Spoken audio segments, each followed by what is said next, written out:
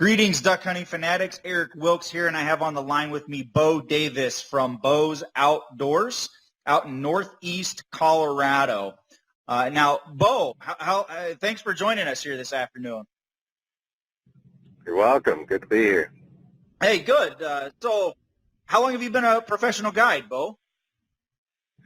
About 15 years.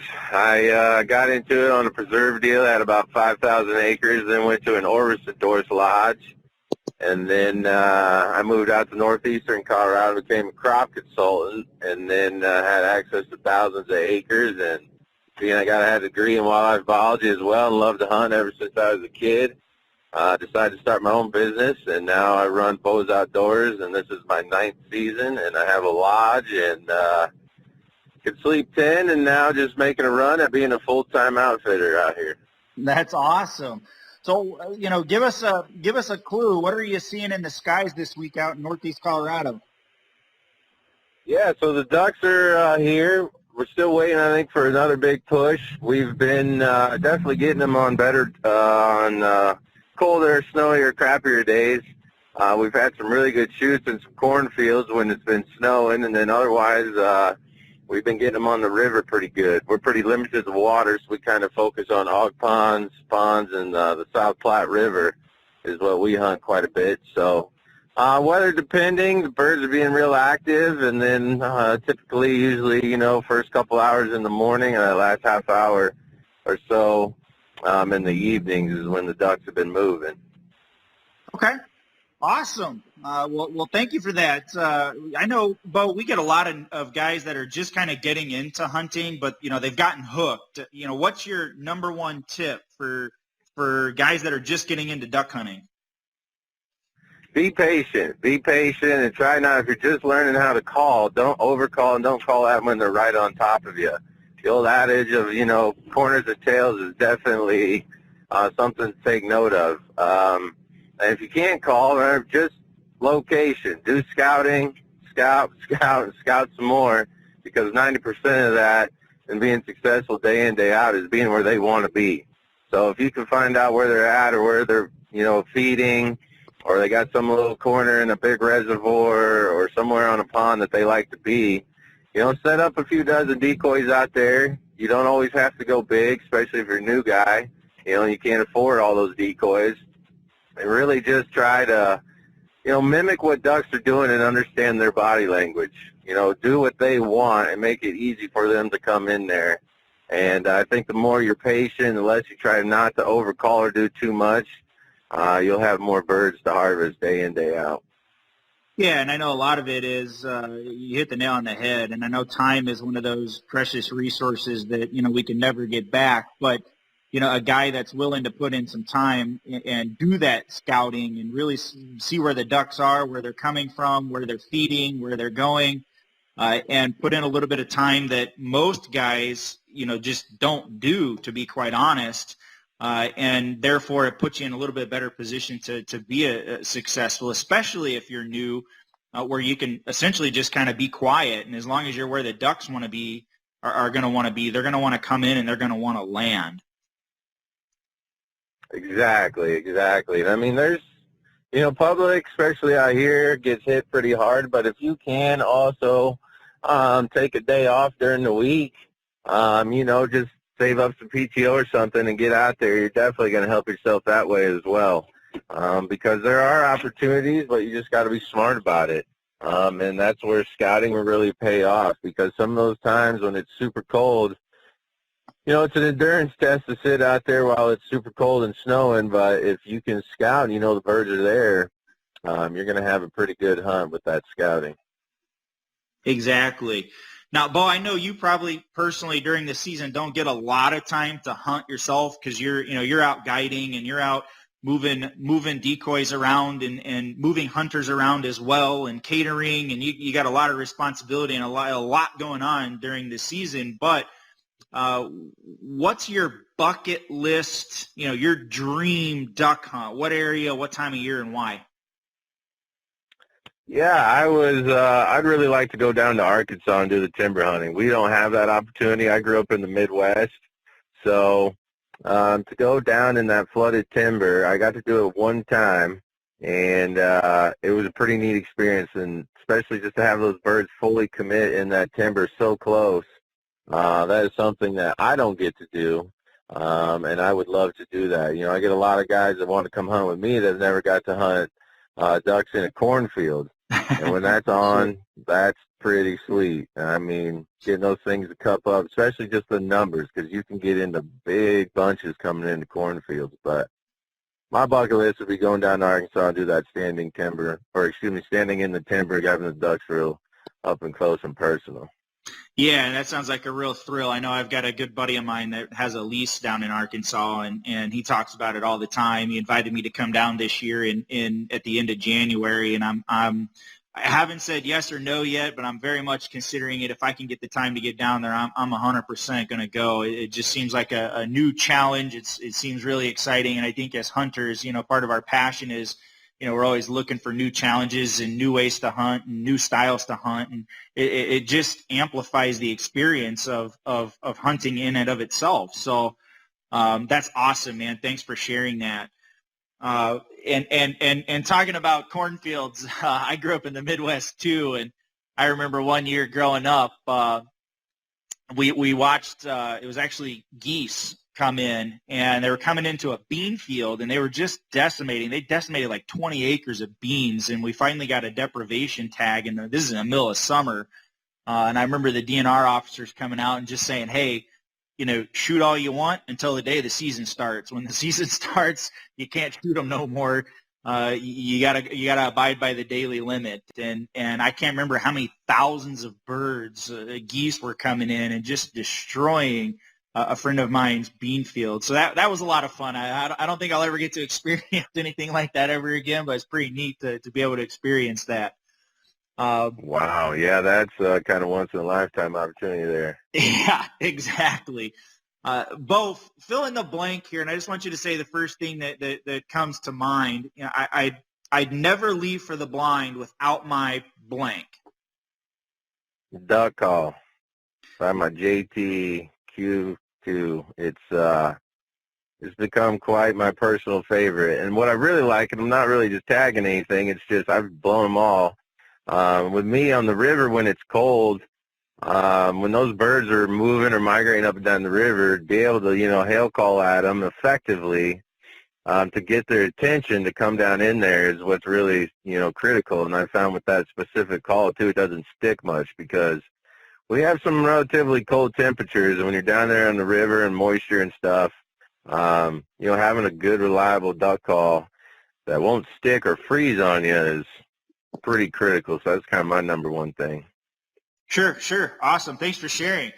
So, as a guide, what is the biggest change that you make guiding between the start of the season and moving into the late season?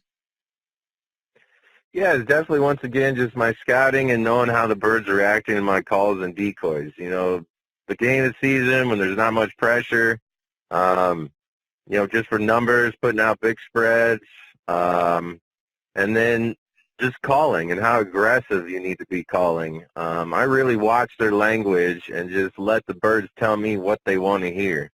So if I'm hail calling and they respond, they get close, then I'll probably just do a couple quacks and feeders, maybe another little hail call or something in there while they're going away, just to keep them interested and sounding like, there's active female hens down in there chatting away.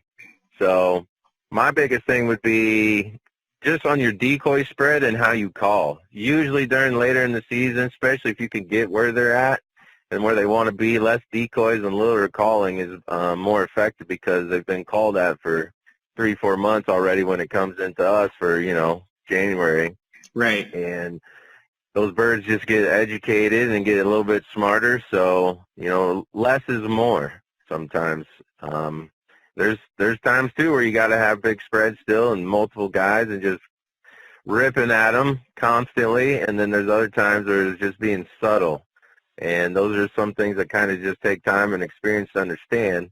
But if you ever get to that, being patient and being quiet sometimes can be way more effective than just calling and calling and calling at them. Yep, exactly. And I know we just did a whole series on, how less is more, because that's definitely, I think, a key is it's staying well hidden.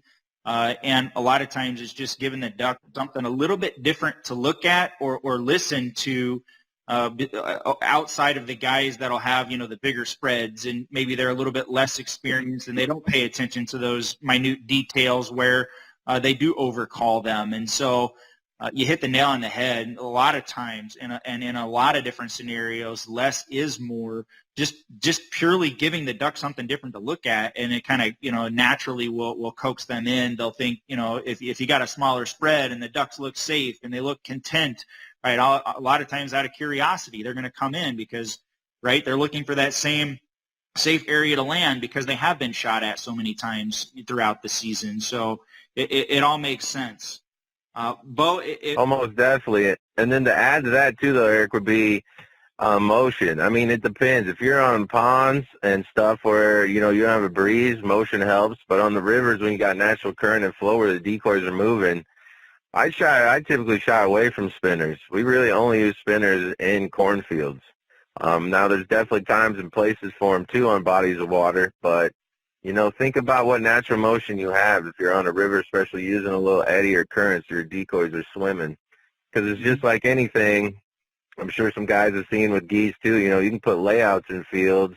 I mean, we've done it. Just put layouts in a field that they were feeding in just so they'll come to another field, use them as a deterrent because they've got so smart on picking those out over the years because so many people have used them. Sure. Think about that, too, in the later season, right, that spinners are just not always, magical. There's a time and place for them, and you got to think the ducks from literally in Canada from September are getting hunted all the way through January, that they've seen a lot of those.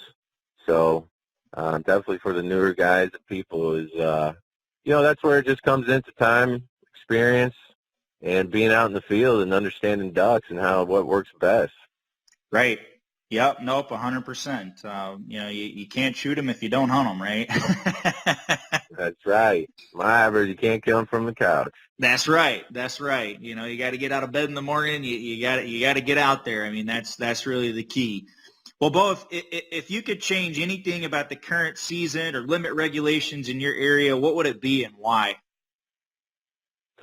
So, yeah, I'm pretty good on our limits and what we have here in Colorado and Nebraska. My thing is we have splits.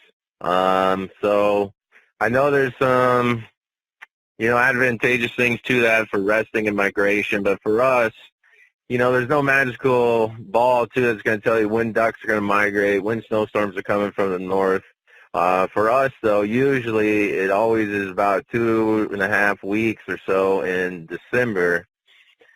And more times than not, those birds will get here, and then we'll have a big, nasty cold front or a snowstorm or something, and then they all leave. And so we don't really get to hunt ducks. So we'll just kind of have to filter out and really hunt that much hard and drive that much farther to get on them. So I'd like to see our biologists and people do a little bit better work on doing more studies and more biology on ducks' patterns and migrations and resting as far as time frames on what areas they're using and when and how long they stay and feed in areas. I'd like to just see that. Yeah, and unfortunately those guys, it's tough, I know, for them to get out in the field on a daily basis. And, it's not the same. And it's really what inspired us to kind of put this together, this boots on the ground, eye in the sky approach to migration patterns and benefit the entire duck hunting community. And, pulling in guys like yourself that are out there physically, and you're not only out there, but you're moving decoys around, you're moving around and positioning your clients where the ducks want to be, and you're actually calling the ducks as well and seeing their body language. And I know a lot of the biologists, they don't have that kind of time to do that. Their plate is full with other things like management, and I know you mentioned you have a degree in wildlife biology as well. And so, if there's one thing that stands out in your mind outside of the migration reports, what advice would you give anyone that's maybe a weekend warrior that, you know, they've only got the time to get out on the weekends? Once again, try to, I guess, follow reports, follow like this conversation, and do what you can from the internet. You know, whatever information you can find, you know, get an area, get OnX maps, get maps of your public in the stuff in the areas. And if you can only get out on the weekends, really, you know, if you can hunt, let's say, first light and you got a spot and you want to go somewhere and you know the ducks are going to be done about 10 or 11 or so, you know, get out and scout the rest of the day. Figure out what's out there. You know, maybe knock on a few doors and just talk to some other people and see where the birds are, because you'll never know if you're not, you know, like you said, boots on the ground. You got to put in the time and the effort, because the internet, some people might say, hey, it's peak numbers, but you know, really there's only a couple hundred birds around and they just happen to see one pond that was loaded up. But in that region, you know, they're not that thick. So it's all relative to also where you're getting your information. So you're going to have to decipher out, well, okay, I'm going to hunt this Saturday, and like I said, I'm going to go first light. I'm going to go to this spot on this reservoir. I'm going to hunt till 10. The next 2-3 hours, I'm going to drive around that reservoir and try and find ducks, and maybe talk to the game wardens or, you know, some big places that have the quota boards and see where guys are killing them. And just amass yourself with a mass amount of information to give you the best opportunity to be successful. That's great advice. I couldn't have said it better myself right there. So, well, Bo, you know, it's been awesome hanging out with you, man. We definitely appreciate your time. You know, if it weren't for guys like you making this commitment to do these reports on a weekly basis, right, we wouldn't be able to deliver this to the community and, you know, potentially, you know, hopefully, ideally benefit every duck hunter that's out there, depending on where you're at and where you're located. So we thank you for your time. We know it's definitely very valuable. We certainly do appreciate it. Bo, tell everyone how they can book a hunt with you. How do they get in touch with you? Yes, you can go to my website, www.bozoutdoors.com. You can also email me at bozoutdoors@gmail.com. And then you can also call me at 720-320-2313. And I'm on social media as well with Facebook and Instagram at Bo's Outdoors. If you got any personal questions through this podcast or want to go ahead and hit me up on anything else and have questions, feel free to hit me up there, and I will message you back and give you the best advice I can. Awesome. Well, there you have it right there, everyone. That's Bo's Outdoors with an S, BEAUS, outdoors.com. And you can also email him at bozoutdoors@gmail.com or give him a call, 720-320-2313. And I will say this, Bo, I know for sure is out in the field on a regular basis. So if he doesn't answer, make sure you definitely leave your name and phone number on his voicemail, and he'll definitely reach back out to you and get in touch with you. So thanks, everyone, for listening. Stay tuned for another Duck Hunting Fanatics migration report in the coming weeks. We're going to do these weekly. So, again, Bo, thanks for your time, man. Appreciate it, brother. It's been fun hanging out with you, and we look forward to having you on next week. Sounds good, Eric. Look forward to helping more people out and putting more green heads in the bag. There you go. All right, everyone. Have a great day. Take care.